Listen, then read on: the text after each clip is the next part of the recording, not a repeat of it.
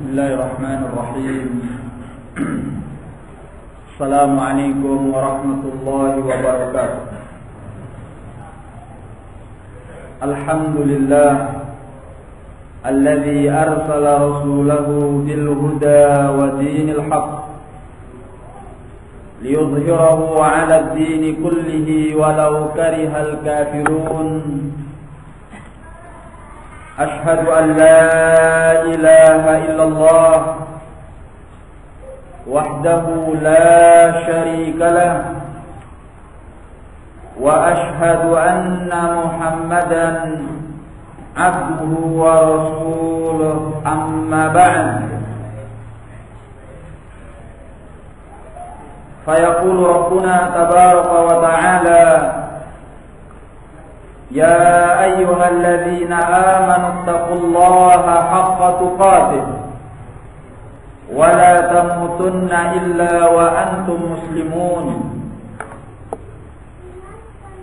يا أيها الذين آمنوا اتقوا الله وقولوا قولا سديدا يصلح لكم أعمالكم ويغفر لكم ذنوبكم ومن يطع الله ورسوله فقد فاز فوزا عظيما.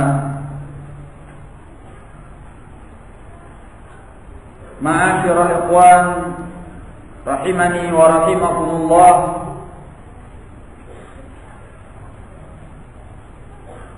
Pada bahagian yang kedua ini kita kembali melanjutkan mengenai kebahagiaan hati bagi seorang hamba Allah tabaraka wa ta'ala. Tadi telah dijelaskan bahwa kebahagiaan hati bagi seorang hamba adalah karena kedekatannya kepada Allah, karena hubungannya dengan Allah. Ala bizikrillah tatmainnul qulub. Dinyatakan oleh Al-Imam Ibn Al-Qayyim rahimahullah, qala wa ma'lumun anna kulla hayyin siwa Allah subhanahu min malakin aw insin aw jinnin aw hayawanin fahuwa faqirun ila jalbi ma yanfa'uhu wa daf'i ma yadurruhu. Dan diketahui bahwasanya setiap yang hidup selain Allah subhanahu wa ta'ala, apakah itu malaikat, manusia maupun jin, demikian pula hewan, maka dia membutuhkan untuk meraih apa yang memberi kemanfaatan kepadanya dan menolak apa yang bisa membahayakannya. Wala yatimmu dzalika illa bi tatawwurihi lin-nafi'i wad-dhar. Dan yang demikian itu tidak akan lengkap melainkan dengan bisa menggambarkan apa yang bermanfaat dan apa yang berbahaya. Wal manfaatu min jinsin na'imi wal lizzah. Kemanfaatan itu termasuk dari corak kenikmatan dan kelezatannya. Wal madarratu min jinsil alami wal azab. Sedangkan bahaya itu termasuk dari corak kepedihan dan azab. Fala budda min amrayn, maka haruslah dari dua perkara. Ahaduhuma, salah satu dari keduanya, ma'rifatu ma huwal mahbubul matlubul ladzi yuntafa'u bihi wa yultazzu bi idrakihi. Yang pertama yaitu mengenal apa yang harus dicintai dan apa yang harus diminta, yang dengannya bisa diraih kemanfaatan dan dengan mengenalnya bisa mendapatkan kelezatan. Watsani, sedangkan yang kedua, ma'rifatul mu'inil mausuli al-muhassil lidzalikal maqsud, mengenal apa alat, apa faktor yang bisa membantu dan menyampaikan untuk menggapai maksud yang demikian itu. Jadi dari penjelasan beliau bahwa setiap makhluk yang hidup selain Allah membutuhkan untuk mendapat kemanfaatannya dan menolak kemudaratannya. Maka untuk mendapatkan kemanfaatannya serta menolak kemudaratannya, seorang hamba harus mengenal dua hal. Pertama, mengenal siapa zat yang harus dia cintai, yang bisa membantunya untuk mendapatkan kemanfaatan itu. Kemudian yang kedua, mengenal faktor yang bisa membantu dan menyampaikannya untuk mendapatkan apa yang dimaksudnya. Nah, kemudian kata beliau, wa bi izai dzalika amrani akharan, dan di balik itu ada dua perkara yang lainnya. Ahaduhuma makruhun baghidhun dhar, salah satu dari keduanya adalah perkara yang dibenci dan berbahaya. Watsani mu'inun dafi'un lahu anhu, yang kedua faktor yang akan menolaknya. Fahadi arba'atu asya, berarti ini semua ada 4 perkara. Ahaduha, yang pertama, amrun huwa mahbubun matlubul wujud, perkara yang dicintai dan diinginkan keberadaannya. As-tsani amrun makruhun matlubul adam, perkara yang tidak disukai dan tidak diinginkan keberadaannya. As-tsalits al-wasilatu ila daf'il makruh, yang ketiga adalah sarana yang bisa menyampaikan untuk menolak perkara yang tidak diinginkan itu. Ar-rabi', yang keempat, al-wasilatu ila daf'il makruh ila nailil matlub, al-wasilatu ila nailil matlub, yang keempat adalah sarana untuk menggapai apa yang diinginkan. Fahadhil umurul arba'atu daruriyatun lil 'abdi, bal wa likulli hayawanin la yaqumu wujuduhu wa salahuhu illa biha. 4 perkara ini adalah kebutuhan yang primer bagi setiap hamba, bahkan bagi setiap makhluk hidup. Tidak mungkin keberadaannya dan kemaslahatannya tanpa 4 perkara ini. 4 perkara itu adalah, pertama, perkara yang harus dicintai dan diinginkan. Yang kedua, sarana untuk sampai kepada yang dicintai dan diinginkan itu. Ini adalah kemaslahatan, kemanfaatan. Yang ketiga, perkara yang tidak disukai, tidak disenangi, dan tidak diinginkan keberadaannya. Yang keempat, sarana untuk menjauhkan kita dari apa yang tidak disukai dan tidak disenangi itu. Nah, dan ini adalah mudarat dan bahaya yang mengancam. Kemudian kata beliau, fa idza taqarrara dzalik, apabila hal ini telah menjadi ketetapan, Allah Ta'ala huwal ladzi yajibu an yakuna huwal maqsud al-mad'u wal matlub, maka Allah Tabaraka wa Ta'ala dialah yang harus dituju, diseru dan dimintai. Alladzi yuradu wajhuh wa yubtagha qurbuh wa yutlabu ridha.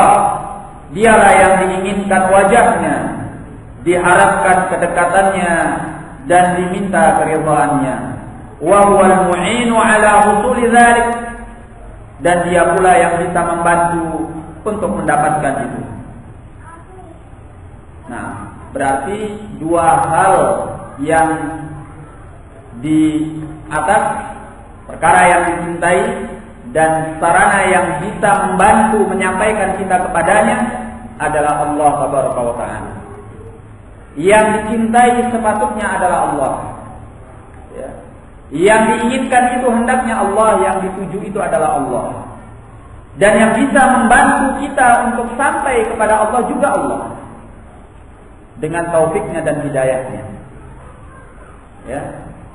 Maka kalau seorang hamba ingin mendapatkan kemanfaatan yang dia cintai, yang dia inginkan, itu semua berada pada Allah Tabaraka wa Ta'ala. Di tangannya segala sesuatu, ya. Di dalam kekuasaannya segala kemanfaatan dan segala kebaikan. Kalau kita ingin mendapatkannya, maka kita butuh kepada bantuan Allah, butuh kepada izin dan kemahakuasaan Allah Tabaraka wa Ta'ala. Maka apabila seorang hamba ingin meraih kebahagiaan, maka dia butuh dekat dengan Allah Tabaraka wa Ta'ala, ya. Zat yang maha memiliki segala kemaslahatan, segala kemanfaatan dan segala kebaikan. Kemudian kata beliau, wa ubudiyatu ma siwahu wal iltifatu ilaihi wa ta'alluqu bihi huwal makruhu dhar. Menghambakan diri, mengibadahi yang selain Allah, menolak kepada yang selainnya, bergantung dengan yang selainnya, merupakan perkara yang tidak disukai dan membahayakan. Wallahu wal mu'inu ala dhikri.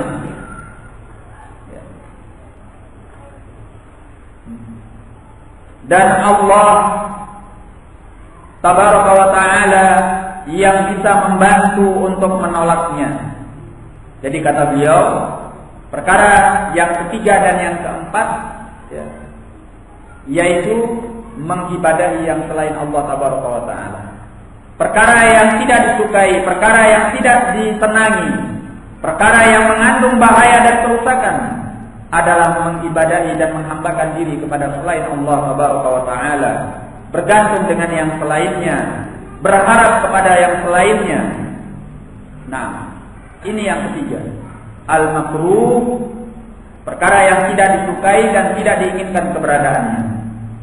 Sedangkan yang keempat, yaitu sarana yang bisa menolaknya, juga jawabannya adalah Allah Tabaraka wa Ta'ala. Dialah Allah yang maha kuasa, dialah Allah yang maha mampu untuk menolak segala bahaya yang akan menimpa makhluk yang hidup yang ada di muka bumi ini, ya. Allah Tabaraka wa Ta'ala yang bisa memalingkan seorang hamba dari mengibadahi yang selainnya dan bahaya yang terkandung di dalamnya. Nah, maka inti daripada kebahagiaan itu adalah kita bersama Allah, ya. Kita bersama Allah. Apabila Allah bersama kita, maka berarti kita akan meraih kemanfaatan yang kita inginkan. Bila Allah bersama kita, berarti bahwa kita akan terhindar dari bahaya yang tidak kita harapkan. Makanya Nabi sallallahu alaihi wa ala alihi wasallam tatkala beliau hijrah, ya, bersama Abu Bakar radhiyallahu taala anhuma, radhiyallahu taala anhu, dan ketika mereka terdesak serta terkepung di dalam Ghar Hira, di dalam Ghar Tur, ya, di dalam gua Tur, Abu Bakar radhiyallahu anhu menangis, ya. Menangis bukan karena takut terhadap dirinya. Beliau menangis karena mengkhawatirkan Nabi sallallahu alaihi wa ala alihi wasallam. Bahaya mengancam kaum musyrikin sudah sampai di mulut gua. Ya. Bahkan sebagian mereka sudah sampai di atas punggung gua. Ya. Ini sangat mengkhawatirkan, mengancam akan keselamatan Nabi Shallallahu Alaihi Wasallam. Apa yang digunakan oleh Nabi Shallallahu Alaihi Wasallam untuk menenangkan Abu Bakar dalam kondisi genting yang sangat mencekam ini. Dan kita bisa bayangkan betapa mencekamnya suasana pada waktu itu. Orang yang sedang dikejar-kejar oleh musuh untuk dilenyapkan, untuk dibunuh. Dalam keadaan musuh sudah mendekat, hampir mendapati mereka. Sudah di mulut gua.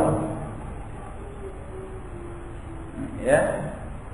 Nabi Shallallahu Alaihi Wasallam mendatangkan ketenangan yang hebat, ketenangan yang luar biasa, yang bisa menenteramkan suasana pada waktu itu, menenangkan beliau dan menenangkan Abu Bakar.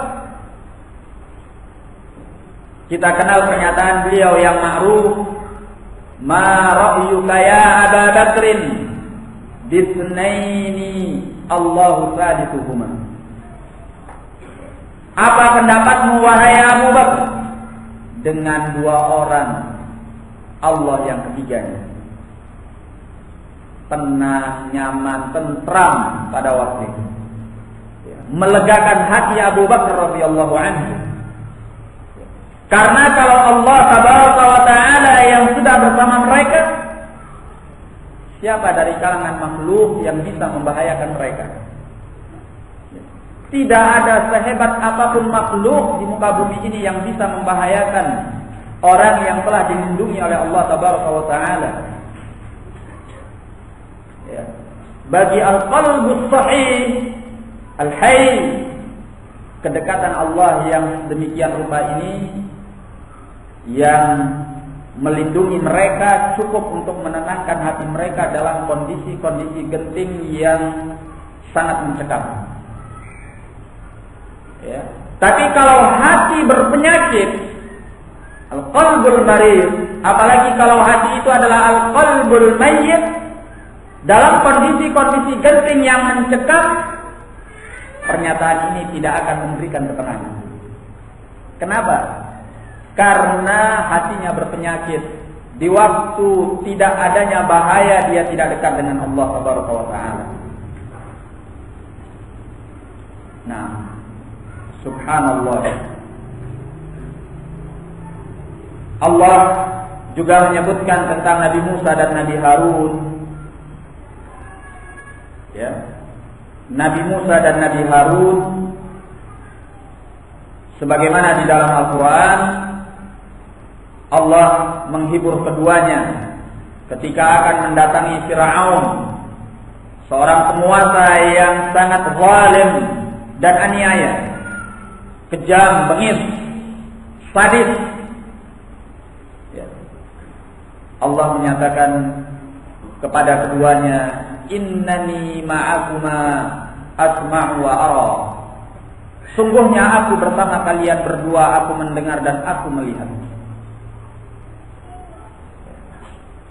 Ketenangan dan kenyamanan yang diberikan oleh Allah, jaminan perlindungan kepada Nabi Musa dan Nabi Harun, ya, bahwa Allah mendengar dan melihat keduanya. Jangan takut sama Fir'aun. Allah Maha Kuasa atas segala sesuatu. Ya. Maka tidak ada kemanfaatan dan tidak ada mara bahaya kecuali berada di tangan Allah Tabaraka wa Ta'ala. Kalau kita dekat dengan Allah, berarti kemanfaatan itu ada di hadapan kita dan bahaya itu jauh daripada kita. Nah, barakallahu fiikum.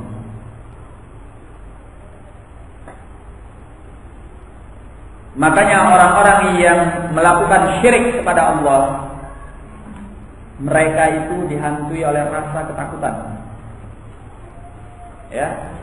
Mereka dihantui oleh rasa ketakutan dan rasa kecemasan, apalagi dalam kondisi-kondisi genting. Makanya dinyatakan oleh Allah di dalam Al-Quran, ya ayyuhalladzina tayyib. Allah menyatakan, sanulqi fi qulubil ladzina kafaru ru'ba. Allah menyatakan, kami akan letakkan pada hati orang-orang yang kafir itu rasa takut dan cemas. Sanulqi fi qulubil ladzina kafaru ru'ba bima asyraku billahi ma lam yunzil bihi sultana. Kami akan letakkan pada hati-hati orang-orang yang kafir rasa takut dan cemas karena mereka berbuat syirik terhadap apa yang tidak Allah turunkan padanya kekuasaan. Ya. Orang-orang yang menyekutukan Allah, bergantung kepada selain Allah, berharap kepada selain Allah, bukan yang datang kepadanya adalah rasa tenang, rasa nyaman, rasa tentram, tapi yang datang kepadanya adalah ketakutan. Yang datang kepadanya adalah kecemasan. Ketakutan dan kecemasan serta kekhawatiran itu adalah sesuatu yang batini, ya, sesuatu yang menimpa jiwa dan batin, bukan sesuatu yang fisik. Ya. Maka kekuatan apapun yang dimiliki oleh seorang hamba, tetapi kalau hatinya disertai dengan rasa takut, rasa cemas, rasa khawatir, maka kekuatan itu tidak akan bermanfaat untuk menolak bahaya. Disinilah rahasia kenapa orang-orang kafir kalau berhadapan dengan orang-orang yang beriman yang dilindungi oleh Allah Tabaraka wa Ta'ala, mereka tidak akan menang biiznillah Tabaraka wa Ta'ala. Sebesar apapun kekuatan mereka, sebesar apapun kehebatan mereka. Kenapa? Karena batin itu adalah inti kekuatan. Kalau batin kita sudah diserang, hati kita sudah diserang oleh rasa takut, rasa cemas, rasa khawatir, maka tidak ada kekuatan sehebat apapun yang bisa menolak bahaya daripada kita. Ya. Tapi kalau yang datang adalah rasa aman, nyaman, tentram, merasa dilindungi oleh Allah, sepenakut-penakut manusia dia akan menjadi seorang yang berani. Walaupun dia memiliki kekuatan ala kadarnya. Dan ini terjadi. Sejarah membuktikan bagaimana dalam perang Badar, bagaimana dalam perang Uhud, bagaimana dalam perang-perang yang lainnya. Kekuatan psikologis dengan merasa aman, merasa nyaman, merasa dilindungi, ini adalah kekuatan yang mengalahkan kekuatan fisik. Ya. Makanya orang yang ingin meraih kemanfaatan, menolak madharah, dia harus dekat dengan Allah, bukan dengan berharap kepada selain Allah Tabaraka wa Ta'ala. Makanya orang-orang musyrik, ya, tatkala mereka diancam oleh bahaya, diceritakan oleh Allah di dalam Al-Quran, mereka tidak minta kepada berhala-berhala mereka, ya, tetapi mereka mintanya sama Allah. Ya. Allah menyatakan di dalam Al-Quran, falamma rakibu fil fulki da'awullaha mukhlishina lahuddin. Kata Allah, tatkala mereka berlayar di atas kapal, artinya tatkala mereka diterpa oleh ombak dan badai yang mengancam keselamatan mereka, da'awullaha mukhlishina lahuddin.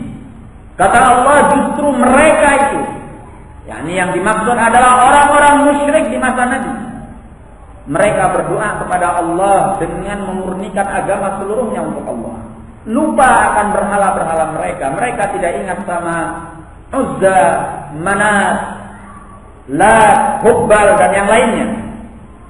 Yang mereka ingat adalah Allah. Ya. Falamma najjahum ilal barri idza hum yusyrikun. Kata Allah, tatkala Allah selamatkan mereka ke daratan, mereka kembali berbuat syirik. Ya. Ini orang-orang musyrik. Dan bagaimana kalau seandainya yang mendekatkan diri, yang mengharapkan kemanfaatan, menolak madharah itu adalah orang-orang yang beriman kepada Allah. Dia bergantung kepada Allah. meletakkan semua asa dan harapannya kepada Allah, bukankah Allah tabaraka wa ta'ala akan melindungi dia dan bersamanya di dalam menghadapi masalah-masalahnya? Maka kalau ingin mendapatkan kebahagiaan, dekatkan diri kepada Allah tabaraka wa ta'ala, karena itu adalah inti segalanya. Nah, dan Nabi sallallahu alaihi wa ala alihi wasallam banyak di dalam zikir-zikir beliau mengajari kita untuk dekat dengan Allah. Kata Ibnu Qayyim rahimahullah, kama qala a'raful khalqi bihi, sebagaimana yang dikatakan oleh makhluk yang paling mengenal Allah, yaitu Nabi-Nya sallallahu alaihi wasallam. A'udzu biridhaka min sakhatik wa a'udzu bimu'afatika min 'uqubatik wa a'udzu bika minka. Hadis ini diriwayatkan oleh Al-Imam Muslim dari Aisyah radhiyallahu anha. Beliau menyatakan, aku berlindung dengan ridhamu dari kemurkaanmu, aku berlindung dengan keselamatanmu dari siksamu, dan aku berlindung dengan zatmu daripada zatmu. Nah, segala mara bahaya, segala perkara yang mengancam, itu datangnya dari Allah. Kalau kita ingin berlindung, minta kepada zat yang menguasainya, jangan minta kepada yang lainnya. Nah, Allahumma inni aslamtu nafsi ilaika wa wajjahtu wajhi ilaika wa fawwadtu amri ilaika wa alja'tu dhahri ilaika raghbatan wa rahbatan ilaika la malja'a wa la manja minka illa ilaika. Dikeluarkan oleh Al-Bukhari dan Muslim dari hadis Al-Bara bin Azib. Beliau berkata dalam riwayat lain, ya Allah, sesungguhnya aku pasrahkan diriku hanya kepadamu, aku hadapkan wajahku hanya kepadamu, aku serahkan segala urusanku hanya kepadamu, aku sandarkan punggungku hanya kepadamu, dalam keadaan mengharap dan cemas kepadamu. Tidak ada tempat perlindungan dan tempat selamat kecuali kepadamu daripada dirimu. Faminhul manja wa ilaihil malja, maka dari Allah keselamatan dan kepadanya tempat berlindung. Wa bihil isti'adzatu min syarri ma huwa kainun bi masyiatihi wa qudratihi, dan dialah tempat memohon perlindungan dari segala keburukan yang terjadi dengan kehendaknya dan takdirnya. Fal i'adzatu fi'luhu wal musta'adzu minhu fi'luhu aw maf'uluhu alladhi khalaqahu bi masyiatihi. Melindungi itu adalah perbuatan Allah. Yang dimohon perlindungannya adalah perlindungannya dari perbuatannya adalah perbuatan Allah yang Dia menciptakannya dengan kehendaknya. Artinya bahwa bahaya yang datang itu juga datangnya dari Allah tabaraka wa taala. Fal amru kulluhu lahu wal hamdu kulluhu lahu wal mulku kulluhu lahu wal khairu kulluhu bi yadihi la yuhsi ahadun min khalqihi sana'an 'alayhi bal huwa kama asna 'ala nafsihi wa fawqa ma yusni 'alayhi kullu ahadin min khalqihi. Nah, kata beliau, maka segala urusan itu berada untuk Allah, segala puji untuk Allah, segala kekuasaan milik Allah, segala kebaikan berada di kedua tangannya. Seorang pun tidak bisa menghitung sanjungan atasnya. Dia sebagaimana yang dia puji atas dirinya sendiri, bahkan di atas apa yang dipuji oleh setiap makhluk kepadanya. Wahada kana salahul 'abdi wa ta'adatuhu fi tahqiqi makna qawlihi iyyaka na'budu wa iyyaka nasta'in. Oleh karena itu kata beliau, kebaikan dan kebahagiaan seorang hamba di dalam merealisasikan makna ucapannya iyyaka na'budu wa iyyaka nasta'in, kepadamu kami beribadah dan kepadamu kami mohon pertolongan. Fa innal 'ubudiyyata tatadhammanul matlub lakin ala akmalil wujuh wal musta'anu huwa alladhi yusta'anu bihi 'ala al-matlub. Maka penghambaan diri itu mengandung perkara yang diinginkan dalam bentuk yang paling sempurna. Zat yang dimintai perlindungan adalah zat yang dimintai perlindungan dengannya di atas perkara yang diinginkan itu. Nah, jadi intinya bahwa seorang hamba kalau ingin mendapatkan kemanfaatan, terhindar daripada bahaya, maka hendaklah dia menghadapkan diri kepada Allah Tabaraka wa Ta'ala dan mendekatkan diri kepadanya. Nah, oleh karena itu ikhwani fiddin rahimani wa rahimakumullah, kebahagiaan hidup itu terletak pada tauhid. Dan inti daripada tauhid itu adalah keimanan, penghambaan diri kita yang ada di dalam hati kita. Ya. Amalan-amalan fisik itu hanya fasilitas, sarana untuk mendekatkan, tapi dia bukan inti. Kita jangan salah sangka. Jangan kita memperhatikan amalan-amalan lahiriah, tapi kita lupa tauhid yang ada di dalam hati dan jiwa kita yang merupakan ruh daripada tauhid. Ruh daripada pendekatan diri kepada Allah Tabaraka wa Ta'ala. Apa artinya kita sholat, puasa, zakat, haji, ini, itu segala macam dari amalan-amalan ta'ah, kalau tidak ada penghambaan diri dan ketundukan hati yang dalam kepada Allah Tabaraka wa Ta'ala. Ya. Sholat, puasa, haji, zakat, i'tikaf, kemudian umrah, dan amalan-amalan mulia yang lainnya, baik yang wajib ataupun yang mustahab, itu akan menjadi nilai besar di sisi Allah Tabaraka wa Ta'ala apabila disertai dengan tauhid. Apa intinya tauhid? Penghambaan diri kita kepada Allah, niat kita yang murni untuk Allah, ketundukan kita sama Allah, ketergantungan kita kepada Allah. Itu yang paling inti. Sedangkan amalan-amalan lahiriah itu adalah fasilitas sarana yang melengkapi, yang membuktikan bahwa kita dekat dengan Allah Tabaraka wa Ta'ala. Oleh karena itu, apabila seorang hamba melaksanakan amalan-amalan lahiriah ini, ya, dia harus menyertakan dengan tauhid. Kalau tidak, apa gunanya? Seorang salat tapi dia berbuat riya dalam salatnya, salat itu bukan karena Allah. Manfaatkah yang demikian? La. Puasa bukan karena Allah, tetapi karena yang selainnya, apakah itu bermanfaat? Demikian pula zakat, demikian pula haji dan yang lainnya.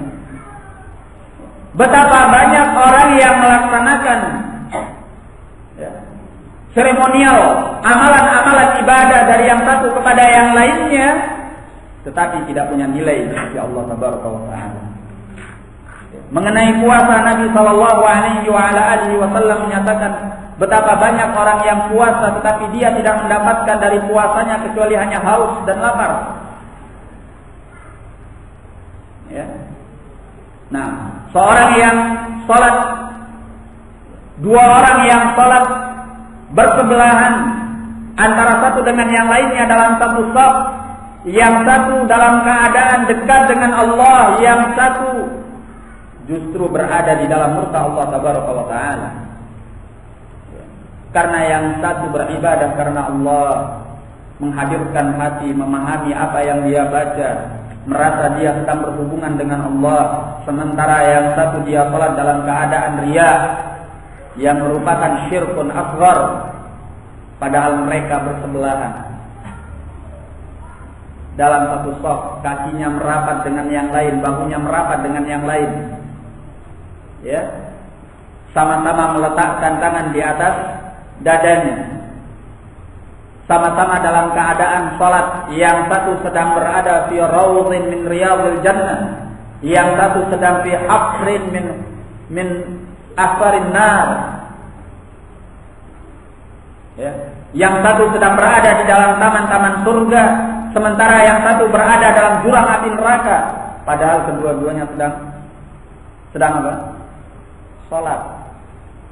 maka yang paling inti adalah tauhid, kedekatan dengan Allah Tabaraka wa Ta'ala. Ya. Jangan kita terfokus di dalam melaksanakan amalan-amalan lahiriah ini semata-mata mengamalkannya dengan aktivitas kebiasaan, hanya sekedar rutinitas. Ya. Tapi lakukanlah dengan pendalaman jiwa, menghadirkan hati, merasakan kedekatan dengan Allah sebagai ibadah kepada Allah. Nah, ya. Di antara amalan yang juga selalu dianjurkan oleh Nabi Shallallahu Alaihi Wasallam atau yang selalu disebutkan oleh Allah di dalam Al-Quran, yang dibarengkan dengan amalan as-salat, yaitu amalan an-nahr, menyembelih. Ya. Nah, karena menyembelih itu mengandung nilai tauhid yang luar biasa. Nabi Shallallahu Alaihi Wasallam katsirus salat, katsirun nahr, banyak salatnya, banyak menyembelihnya. Nah, karena pendalaman tauhid di dalam menyembelih itu cukup luar biasa. Seorang mengorbankan harta, mengeluarkan darah hewan dalam keadaan dia peruntukkan bagi Allah Tabaraka wa Ta'ala. Makanya orang yang menyembelih untuk selain Allah itu syirik, mengeluarkan dia dari Islam. Sebagaimana yang dahulu dilakukan oleh kaum musyrikin. Maka siapa saja di masa ini menyerahkan penyembelihan untuk yang selain Allah, niatnya untuk mendekatkan diri kepada yang selain Allah, fahuwa musyrik kharijun 'anil Islam, musyrik yang keluar dari Islam. Nah, makanya Nabi Shallallahu Alaihi Wasallam menyatakan la'anallahu man dzabaha li ghairillah. Dalam riwayat Imam Muslim dari hadis Ali bin Abi Thalib, Allah melaknat siapa yang menyembelih untuk selain Allah. Nah, maka dalam kesempatan ini saya sedikit ingin menyinggung bahwa bagi para ikhwah yang melaksanakan amalan penyembelihan yang disyariatkan oleh Allah, seperti menyembelih kurban, demikian pula menyembelih al-aqiqah, atau bagi yang haji menyembelih al-hajju, hendaknya dia melakukan dengan tangannya sendiri. Itu lebih baik. Walaupun boleh mewakilkan, ya. Tapi alangkah baiknya dia melaksanakan dengan tangannya sendiri, supaya dia merasakan nilai tauhid yang ada di dalam penyembelihan itu.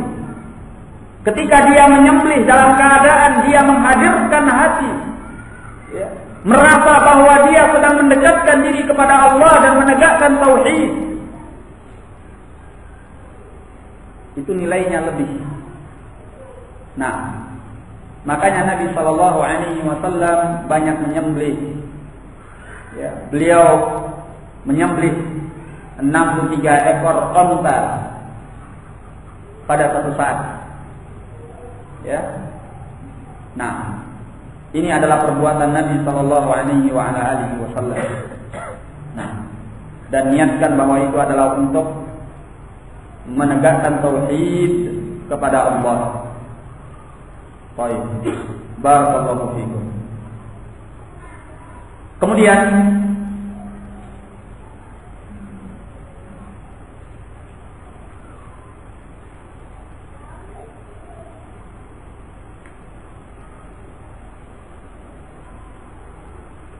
beliau mengatakan al-wajhul tsani, wajah yang kedua. Inna Allah subhanahu wa ta'ala khalaqal khalqa li'ibadatihi al-jami'ati li ma'rifatihi wal inabati ilaihi wa mahabbatihi wal ikhlasi lah. Allah tabaraka wa ta'ala menciptakan makhluk untuk ibadah kepadanya, yang menggabungkan antara mengenalnya, kembali kepadanya, mencintainya dan ikhlas untuknya. Fa bi dzikrihi tatma'innu qulubuhum wa taskunu nufusuhum. Dengan berzikir kepadanya akan tenang hati-hati mereka dan akan tentram jiwa-jiwa mereka. Wa bi ru'yatihi fil akhirati taqirru uyunuhum. Dengan melihatnya di akhirat nanti akan menjadi sejuk pandangan-pandangan mereka. wa yatimmu na'imuhum, dan akan sempurna kenikmatan mereka. Fala yu'tihim fil akhirati syai'an huwa ahabbu ilaihim wala aqarru li'uyunihim wala an'amu liqulubihim minan nazari ilaihi. Maka tidaklah Allah memberi kepada mereka di akhirat nanti sesuatu yang lebih mereka sukai, sesuatu yang lebih menyejukkan pandangan mereka, sesuatu yang lebih mendatangkan kenikmatan kepada hati mereka, lebih daripada melihat kepada zatnya. Wasima'i kalamihi minhu bila wasitah, juga mendengarkan ucapan Allah tanpa perantara. Nah, orang yang merasa bahagia dengan Allah ketika di dunia karena mendekatkan diri kepada Allah, maka balasannya di akhirat nanti adalah dia melihat kepada wajah Allah di dalam surga. Dan melihat kepada wajah Allah itu adalah nikmat yang paling besar, ya, yang paling dicintai oleh penduduk surga, yang paling menenangkan hati penduduk surga, yang paling menyejukkan pandangan penduduk surga. Tidak ada yang lebih daripada itu. Ya. Mungkin sekarang kita tidak bisa merasakan kenapa melihat kepada wajah Allah itu melebihi segala kenikmatan surga yang lainnya. Padahal di surga itu ada segala kenikmatan apa yang kita inginkan. Kita ingin apa? Ada di sana. Dari segala kebaikan dan kemaslahatan dipenuhi di dalam surga. Bahkan kenikmatan-kenikmatannya sebagaimana yang dinyatakan oleh Nabi, ya, ma la 'ainun ra'at wa la udhunun sami'at wa la khatara 'ala qalbil bashar. Kenikmatan-kenikmatan yang tidak pernah dilihat oleh mata manusia, tidak pernah didengar oleh telinga manusia, tidak pernah terlintas di dalam hati manusia. Taraf kenikmatannya itu terlintas dalam hati kita saja tidak. Karena luar biasa. Sedemikian nikmat, lezat. Ya, ini kenikmatan surga. Tetapi tidak ada yang mengalahkan kenikmatan melihat kepada wajah Allah dan berbicara dengan Allah secara langsung tanpa perantara. Ya. Ini adalah hasil seorang hamba memiliki iman dan dekat dengan Allah Tabaraka wa Ta'ala. Nah, kemudian kata beliau, "Walam yu'tihim fid dunya syai'an khairan lahum, wala ahabba ilaihim wala aqarra li'uyunihim minal iman bihi wa mahabbatihi wasyauqi ila liqa'ihi wal unsi bi qarbihi wa tanahumi bi dzikrihi."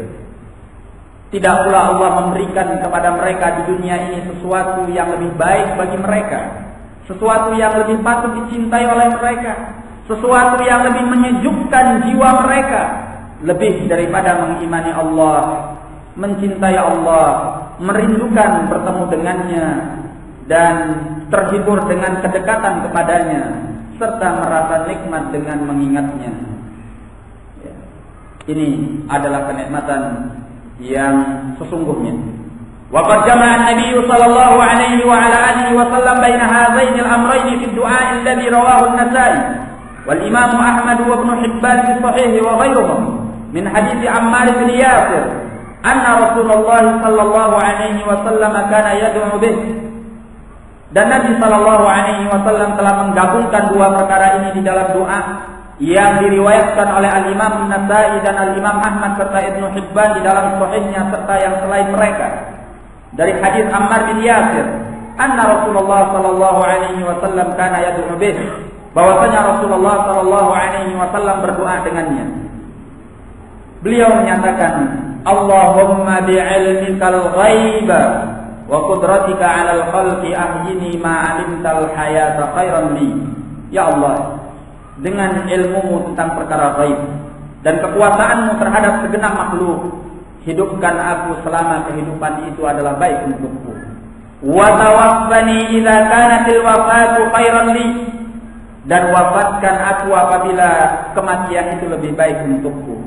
Wa as'aluka khasyataka fil ghaibi wasyahadati, aku mohon kepadamu rasa takut terhadapmu baik di waktu sendirian tanpa di hadapan manusia maupun di tengah khalayak ramai. Wa as'aluka kalimatal haqqi fil ghadabi war ridha, aku mohon kepadamu kalimat yang benar dalam keadaan murka dan ridha. wa as'aluka al-qasda fil faqri wal ghina. Aku mohon kepadamu sikap yang adil, sikap yang pertengahan antara kefakiran dan kekayaan. Wa as'aluka na'iman la yanfad. Aku mohon kepadamu kenikmatan yang tidak akan binasa. Wa as'aluka qarrata 'ainin la tanqati'. Aku juga mohon kepadamu kesejukan jiwa yang tidak akan pernah terputus. Wa as'aluka ridha ba'dal qada. Aku mohon kepadamu keridhaan setelah keputusanmu. Wa as'aluka bardal 'aishi ba'dal maut. Aku mohon kepadamu kedinginan hidup setelah kematian. Wa as'aluka lizzatan nazari ila wajhik. Aku mohon kepadamu kelezatan melihat kepada wajahmu. Wa as'aluka syauqa ila liqa'ik. Aku mohon kepadamu untuk selalu merindukan bertemu denganmu. Fi ghairi dharra'a mudhirrah wala fitnatin mudhillah. Tanpa bahaya yang mengancam, tanpa fitnah yang menyesatkan. Allahumma zayyinna bi zinatil iman waj'alna hudatan muhtadin. Ya Allah, hiasi kami dengan hiasan keimanan dan jadikan kami sebagai orang-orang yang diberi petunjuk dan menunjuki manusia. Nah, ini adalah kemuliaan doa Nabi meminta kebaikan dunia dan akhirat. Di dunia meminta kedekatan dengan Allah, di akhirat minta diberi kenikmatan melihat kepada wajah Allah tabaraka wa taala. Maka barang siapa yang ingin kebahagiaan, maka hendaknya dia mengharapkan itu daripada Allah. Ya. Dan sarana kita untuk mendapatkan kedekatan dengan Allah serta kebahagiaan yang diraih karena kedekatan itu adalah dengan bertauhid kepada Allah tabaraka wa taala. Kalau kita menegakkan tauhid, maka di sana ada rasa aman dan ketentraman. Ada ketenangan hidup. Ada petunjuk dari Allah tabaraka wa taala. Allah menyatakan di dalam Al-Qur'an, "Alladzina amanu wa lam yalbisu imanahum bidzulmin, ulaika lahumul amnu wa hum muhtadun." Allah menyatakan orang-orang yang beriman, sementara mereka tidak mencampurkan keimanan mereka dengan kezaliman. Kezaliman di sini adalah syirik kepada Allah. Datang dalam riwayat Al-Bukhari, as-sahabah merasa berat ketika turunnya ayat ini. Mereka mengatakan, siapa di antara kami yang tidak pernah berbuat zalim? Mereka menyangka bahwa kezaliman itu adalah kezaliman terhadap diri sendiri. Ya. Maka mereka datang kepada Nabi sallallahu alaihi wasallam. Mereka bertanya, "Ya Rasulullah, ma huwa dzulmu?" Wahai Rasulullah, apa itu kezaliman yang dimaksud? Beliau menyatakan, "Laisa bidzat." Bukan yang dimaksud seperti apa yang kalian pahami. Innama huwa syirku. Yang dimaksud dengan kezaliman dalam ayat itu adalah syirik. Ya. Orang yang beriman dan tidak mencampurkan keimanannya dengan kesyirikan, kata Allah, ulaika lahumul amnu wa hum muhtadun. Mereka yang akan mendapatkan rasa aman dan mereka diberi petunjuk. Ya. Artinya mafhumul mukhalafah, orang yang mengabaikan tauhid, mengabaikan penghambaan diri kepada Allah, mereka akan kehilangan rasa aman dan petunjuk sesuai pengabaian mereka dengan at-tauhid. Sesuai dengan pengabaian mereka terhadap at-tauhid yang bisa menjauhkan kita dari penghambaan diri kepada Allah. Yang paling parah adalah syirik yang menghancurkan dan membinasakan at-tauhid dari akar-akarnya. Ya. Kemudian yang di bawah tingkatannya adalah al-bid'ah. Kemudian selanjutnya adalah al-maksiyah. Ya. Maka orang-orang yang ingin mendapatkan ketenangan, kenyamanan, ketentraman hidup, hendaknya dia menegakkan tauhid, ilman wa amalan wa ibadatan wa akhlaqan. Ya. Wa da'watan. Ilmunya, amalnya, ibadahnya, akhlaknya, dakwahnya, tegakkan tauhid. Nah, makanya dakwah Nabi sallallahu alaihi wasallam min awwaliha ila akhiriha fi iqamati tauhid. Dari awalnya sampai akhirnya adalah menegakkan at-tauhid. Ya. Dan ini harus punya perhatian khusus dalam hidup kita. Mempelajari tauhid dan mengamalkannya adalah kewajiban bagi setiap muslim. Karena disebabkan tauhid dia diciptakan oleh Allah Tabaraka wa Ta'ala. Wa ma khalaqtul jinna wal insa illa liya'budun. Ya. Wallahi kita tidak akan pernah merasakan manisnya dan lezatnya mendekatkan diri kepada Allah dengan ritual-ritual amalan yang disyariatkan oleh Allah itu tanpa kita punya tauhid yang baik, tauhid yang benar, ya, tauhid yang diluruskan sebagaimana yang diinginkan oleh Allah dan Rasul-Nya. Nah, oleh karena itu, ikhwani fiddin rahimani wa rahimakumullah, ya, mulai dari detik ini kita bangun kesadaran kita untuk memperhatikan tauhid, terutama mengilmuinya dan mengamalkannya. Ya. Masing-masing kita mulailah mempelajari apa yang dimaksud dengan penghambaan diri kepada Allah. Bagaimana kita akan merasakan nikmatnya kedekatan diri dengan Allah kalau kita tidak kenal siapa Allah dan bagaimana kita harus mendekatkan diri kepada Allah. Ya. Maka ritual-ritual yang kita lakukan itu selalu rasanya hampa. Ya. Bahkan banyak dari antara kita yang merasa bahwa ritual-ritual amalan yang disyariatkan oleh Allah adalah beban. Seolah-olah itu adalah beban yang menghimpit pundaknya.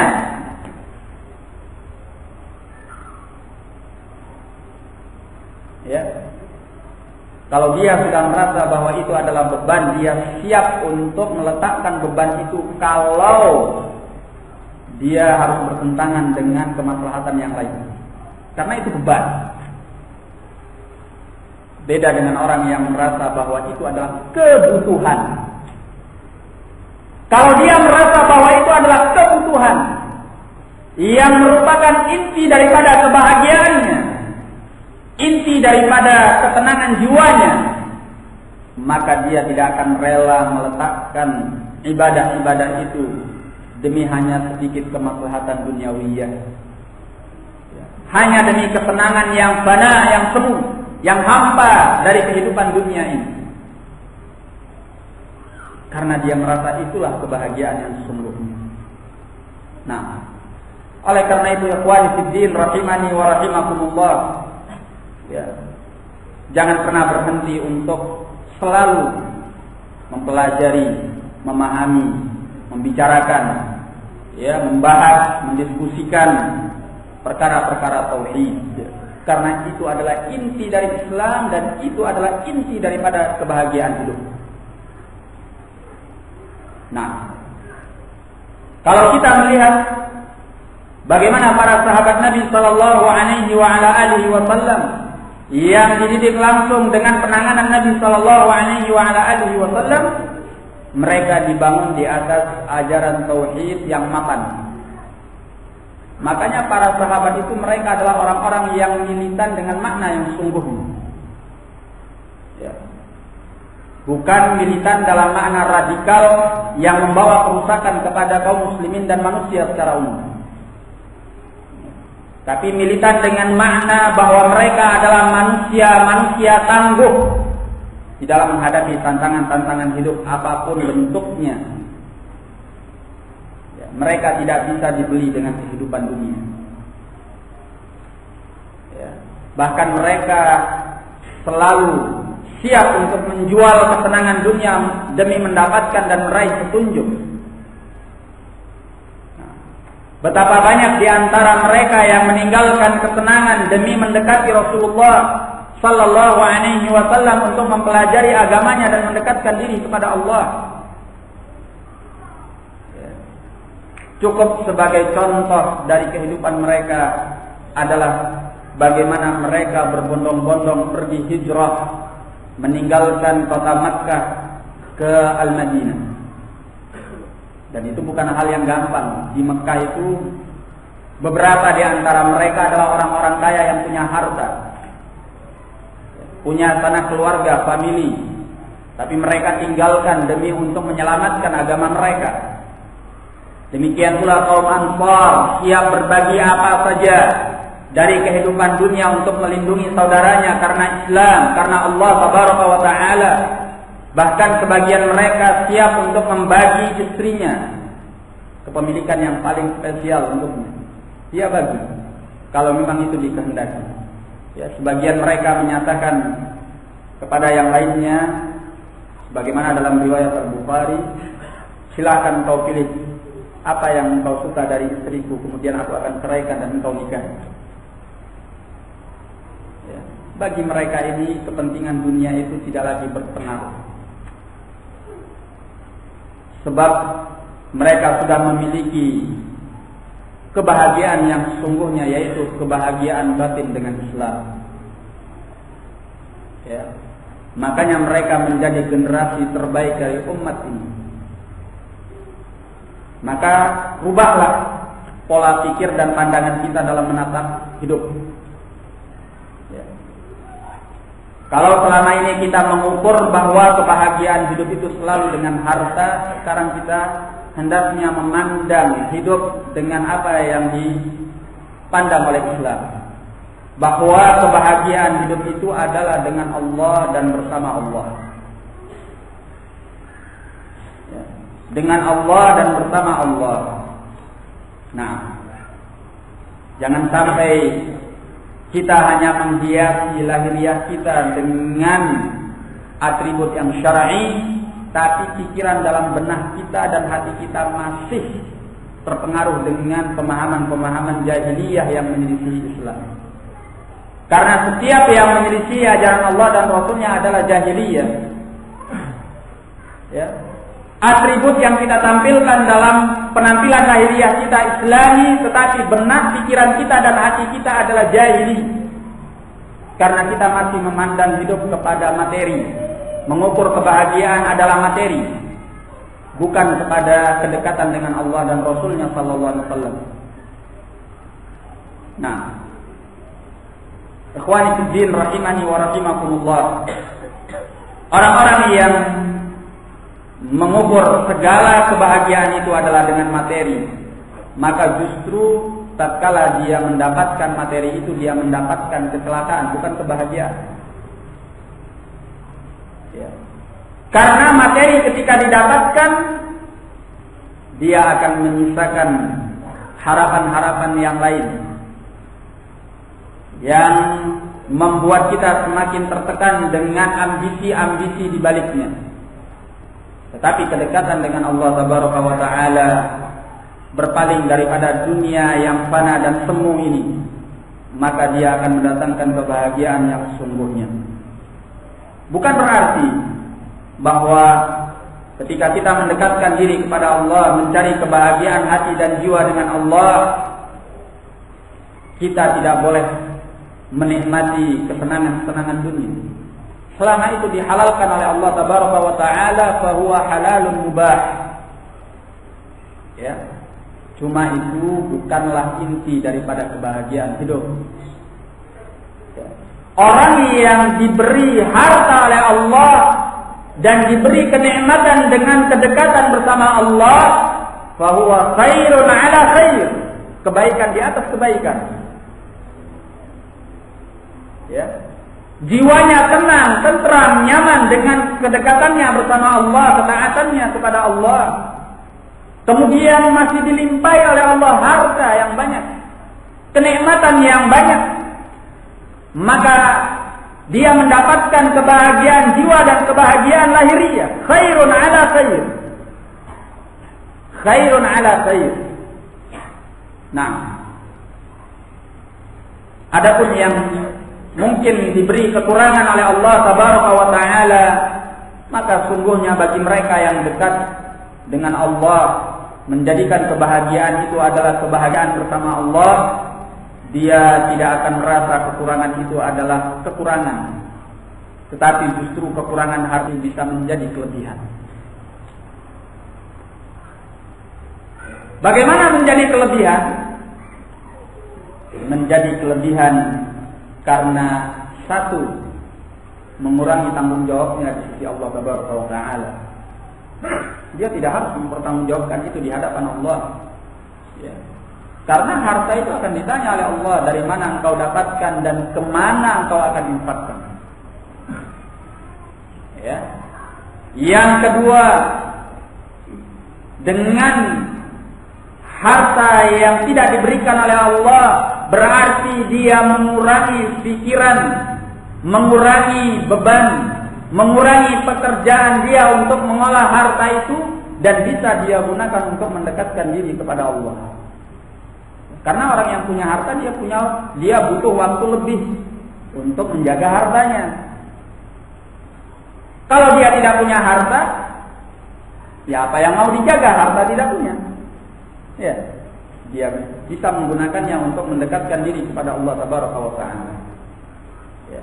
Kemudian yang ketiga, orang yang tidak punya harta itu terlepas daripada fitnatul mal, fitnah harta. Ya. Mungkin banyak orang yang mengatakan, ya, saya kalau diberi harta oleh Allah, saya akan menjadi seorang muhsinin. Ya, bahasa kita, dermawan. Saya akan bantu masjid, saya akan bantu taklim, sehingga kajian bisa jalan dengan baik. Saya akan begini, akan begitu. Ya subhanallah, al-qulubu baina asbi'aini min asabi' rahman, yuqallibuha kaifa syaa. Ya, hati manusia itu berada di antara dua jari jemari Allah. Allah bolak-balikkan sebagaimana yang Allah kehendaki. Setelah engkau diberi harta oleh Allah, engkau dijungkalkan dari jalan petunjuk. Bisa jadi karena fitnatul mal. Kalau engkau tidak berhati-hati daripadanya, justru ketika Allah berikan engkau kehidupan yang lebih, rezeki yang lebih, ya, taraf kehidupan yang lebih, justru engkau semakin sibuk dan semakin jauh daripada mendekatkan diri kepada Allah Tabaraka wa Ta'ala. Mana fulan, kok nggak kelihatan ngaji? Oh, ngurus kerjaannya. Ternyata kerjaannya lagi sukses. Ya, bisnisnya lagi maju. Ya, penghasilannya lagi nambah. Sehingga yang tadinya ngaji dalam seminggu 3 atau 2 kali, sekarang sebulan sekali. Jadi kebaikan atau jadi fitnah? Ini kadang kita nggak ngerasa loh. Ya, banyak di antara kita, mungkin saya termasuk. Ya, naudzubillah, kita berlindung pada Allah supaya diberi tetap petunjuknya. Ya, kita nggak ngerasa. Terkadang kita karena kesibukan duniawiyah kita, ya mungkin di sana ada kelebihan yang diberikan oleh Allah, kita tinggalkan. Ya, sedikit atau banyak aktivitas agama kita. Itu kebaikan atau kejelekan? Kejelekan. Ya. Nah, dalam beberapa majelis saya mengatakan, ya, betapa banyak orang yang tidak diberi harta oleh Allah itu lebih baik bagi dirinya daripada dia diberi harta oleh Allah. Kita miskin ini, kita fakir ini diberi Allah ala kadarnya ini. Yang harus kita syukuri sama Allah, bisa jadi merupakan kebaikan agama kita dibanding kalau kita diberi harta. Mungkin kita tidak mampu untuk mempertanggungjawabkan dan mengolah harta itu sebagaimana yang dikehendaki oleh Allah Tabaraka wa Ta'ala dan Rasulnya sallallahu alaihi wasallam. Ya. Jadi kalau tidak diberi lebih oleh Allah seperti yang lainnya, syukur, alhamdulillah. Ya, puji Allah Tabaraka wa Ta'ala. Mungkin itu jalan untuk tetap berada di atas agama Allah Tabaraka wa Ta'ala. Bukan artinya bahwa engkau tidak boleh bekerja dengan sungguh-sungguh. Bukan artinya bahwa engkau tidak boleh untuk serius dalam dunia. Boleh. Carilah kesenangan dunia yang dihalalkan oleh Allah. Tetapi jangan jadikan itu adalah orientasi daripada hidupmu. Karena kebahagiaan jiwa, kesehatan hati akan terganggu apabila engkau tidak pandai untuk memanage dan mengolahnya. Ya. Ikhwani fiddin rahimani wa rahimakumullah. Maka sebaik-baik petunjuk adalah petunjuk Nabi sallallahu alaihi wasallam. Kalau Nabi sallallahu alaihi wasallam ridha dengan hidup ala kadarnya. Ya, berulang kita sebutkan beliau ridha dengan hidup ala kadarnya. Beliau tidak seperti raja-raja dunia yang lainnya. Hidup dalam keadaan miskin, melarat. Seperti yang sudah kita kisahkan tadi. Ya. Tetapi beliau alaihi salatu wassalam adalah orang yang sangat dekat dengan Allah tabaraka wa taala. Ya. Mungkin tingkatan kita sekarang ini selalu berpikir, semoga saya dengan mengamalkan agama, kemudian mempelajari agama, rezeki saya ditambahkan oleh Allah tabaraka wa taala. Mungkin sedikit banyak kita masih terpengaruh dengan hal yang seperti ini. Sehingga kadang turun naiknya agama kita tergantung bagaimana dengan turun naiknya kehidupan dunia kita. Ini terjadi. Kita belum sampai pada tingkatan di mana kita mau merelakan dunia kita sedikit atau banyak untuk lebih mencapai kebaikan agama kita. Saya tinggalkan ini karena ini bertentangan dengan agama saya. Saya tinggalkan ini karena ini merusak rutinitas ibadah saya. Saya tinggalkan ini karena saya harus taklim. Misalnya. Barangkali kita belum, atau sebagian kita belum sampai pada tingkatan. Tapi kita berharap kepada Allah tabaraka wa taala, semoga Allah subhanahu wa taala menjadikan kita semakin baik dan semakin baik, dan semoga hati kita dibersihkan oleh Allah dari segala fitnatus syahwat dan fitnatus syubuhat. Wallahu a'lam bishawab. Mungkin ini lebih dan kurangnya. Untuk materinya saya cukupkan sampai di sini. Wabillahi taufiq.